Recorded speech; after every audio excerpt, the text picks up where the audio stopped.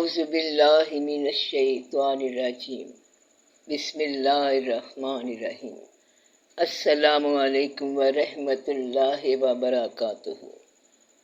ہم نے اس امانت کو آسمانوں اور زمین اور پہاڑوں کے سامنے پیش کیا تو وہ اسے اٹھانے کے لیے تیار نہ ہوئے اور اس سے ڈر گئے، مگر انسان نے اسے اٹھا لیا۔ بے شک وہ بڑا ظالم اور جاہل ہے۔ ایک دفعہ کا واقعہ ہے کہ بابا بلے شاہ رحمۃ اللہ علیہ اپنے حجرے میں تشریف فرما رب کی بندگی یعنی عبادت میں مصروف تھے۔ رمضان کا مہینہ تھا۔ ان کے دو مرید ان کے حجرے سے باہر بیٹھے گاجریں کھا رہے تھے کہ ان کے پاس قاضی وقت کے دو سپاہی گزرے۔ ان سپاہیوں نے جب انہیں گاجریں کھاتے دیکھا تو غصے میں کہنے لگے کہ تمہیں شرم نہیں آتی جو رمضان کے مہینے میں روزے کے ایام میں گاجریں کھا رہے ہو؟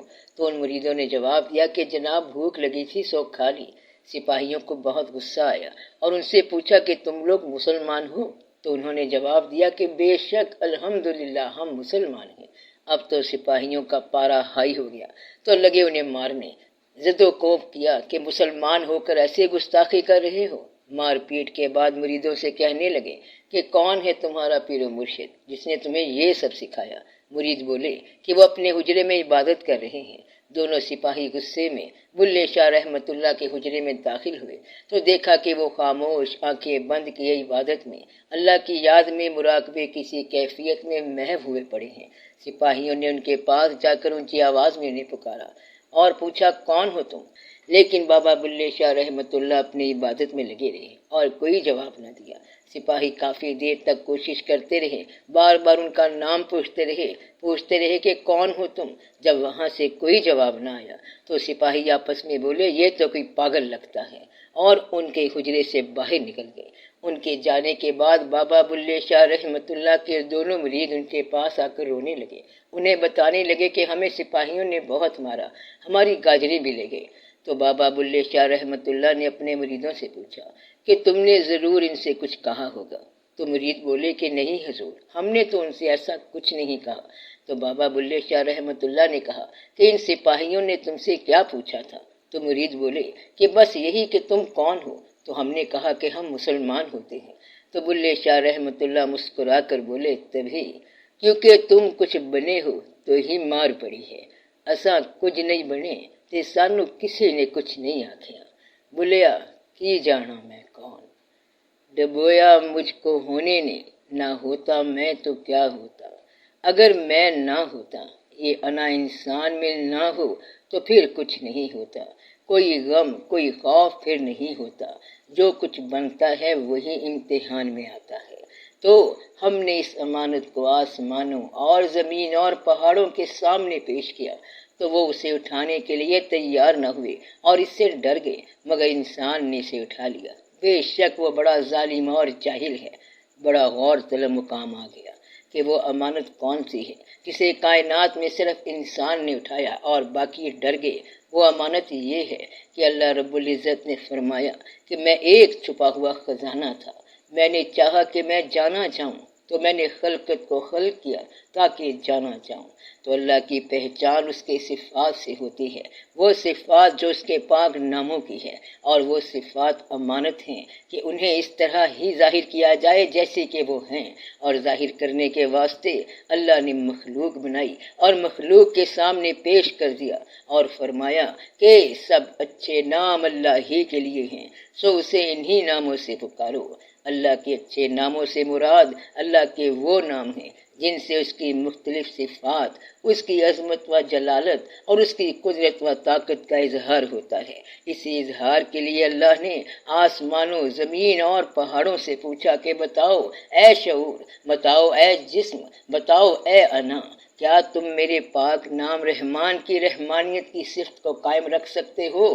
تو وہ ڈر گئے، پیچھے ہٹ گئے، مگر انسان نے یعنی من نے اس امانت کو ظاہر کرنے کا بیڑا اٹھا لیا، تو آپ جسے من کہتے ہو حقیقی انسان وہی ہے کہ اگر ہم نے یہ قرآن کسی پہاڑ پر اتار دیا ہوتا تو تم دیکھتے کہ وہ اللہ کے خوف سے دبا جا رہا ہے اور پھٹا پڑتا ہے، کہ اگر ہم اس قرآن یعنی اپنے جلوے کی حقیقت کو کسی پہاڑ یعنی انا پر اتار دیتے تو تم اسے اللہ کے خوف سے عاجز اور ٹکڑے ٹکڑے ہوتے دیکھتے۔ اور ایک واقعہ ہوا بھی، کب ہوا؟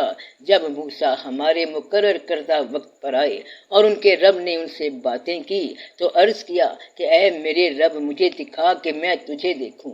فرمایا کہ تو مجھے ہرگز نہیں دیکھ سکتا، لیکن تو پہاڑ یعنی اپنی انا کی طرف دیکھتا رہے، وہ انا جو میں ہے کہ میں تجھے دیکھ سکتا ہوں۔ تو اگر وہ اپنی جگہ پر ٹھہرا رہا کہ میرا جلوہ ظاہر ہونے پر تمہاری انا قائم رہ گئی تو مجھے دیکھ سکتا ہے۔ پھر جب اس کے رب نے پہاڑ کی طرف تجلی کی تو اس کو ریزہ ریزہ کر دیا اور موسیٰ بے ہوش ہو کر گر پڑے۔ یعنی جب تک انسان کو اپنی عدم موجودگی کا احساس نہ ہو، وہ اپنا آپ نہ بھولے، اپنی میں نہ بھولے، اپنے آپ کو کچھ سمجھے، تب تک وہ حقیقت میں داخل نہیں ہو سکتا۔ تو جب موسیٰ علیہ السلام ہوش میں آئے یعنی حقیقت کو جب سمجھ لیا، نیند سے جاگ گئے، بے خبری کے عالم سے نکل آئے تو عرض کی کہ تیری ذات پاک ہے، میں تیری جانب میں توبہ کرتا ہوں کہ میں کچھ ہوں، میں کچھ نہیں، میرے رب بس تو ہی تو ہے، اور میں سب سے پہلا یعنی اول یعنی مکمل یقین لانے والا ہوں کہ اللہ ہو تو ہی تو جب تک تم کچھ بنتے ہو، خود کو کچھ سمجھتے ہو، انا میں رہتے ہو، غرور کرتے ہو تو ہی مار پڑتی ہے اس زمانے کی۔ اسا کچھ نہیں بنے تے سانو کسی نے کچھ نہیں آکھیا، تے بلیا کی جانا میں کون۔ تو ہم نے آدم کو پہلے ہی تاکیدی حکم دے دیا تھا، لیکن وہ بھول گیا اور ہم نے اس میں کوئی عزم نہیں پایا، تو بے شک ہم نے بہت پہلے آدم پر اپنا امر نافذ کر دیا تھا، لیکن وہ اسے بھول گئے اور ہم نے اس میں مقصد کی کوئی مضبوطی نہیں پائی۔ حکم یہ دیا تھا کہ آدم یہ جنت ہے کہ جس حالت میں تم موجود ہو ہر قسم کی بھوک، پیاس، خواہش، تکلیف، آزمائشوں سے دور ہو، کیونکہ تمہاری ہر ضرورت اللہ پوری کرے گا۔ تم کھاؤ پیو، آرام سے رہو، جب تک کہ تمہارا بھروسہ توکل اپنے رب پہ ہے، کسی مشکل میں نہیں پڑو گے۔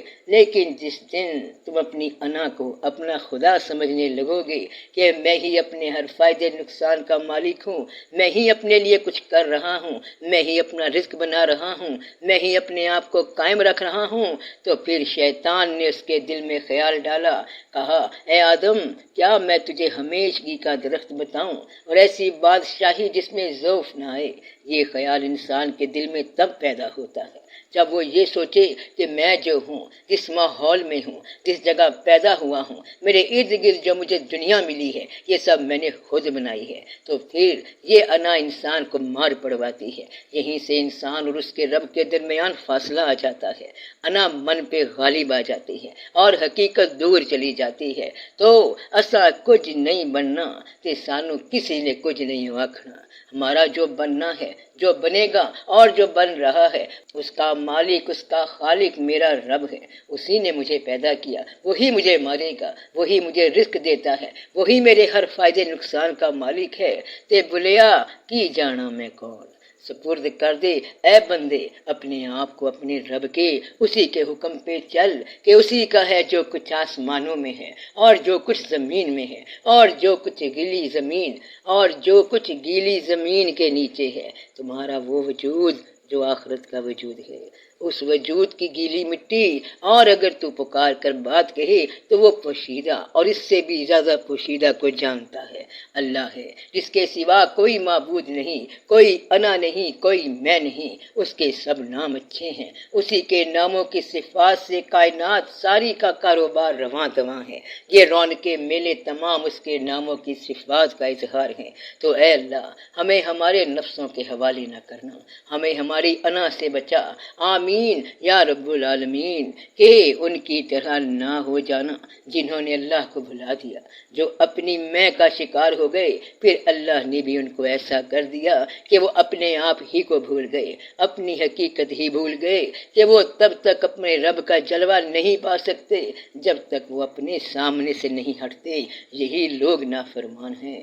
تے اساں کچھ نہیں بنے تے سانو کسی نے کچھ نہیں آکھیا، بھلیا کی جانا میں کون، تو سب کا بھلا سب کی خیر۔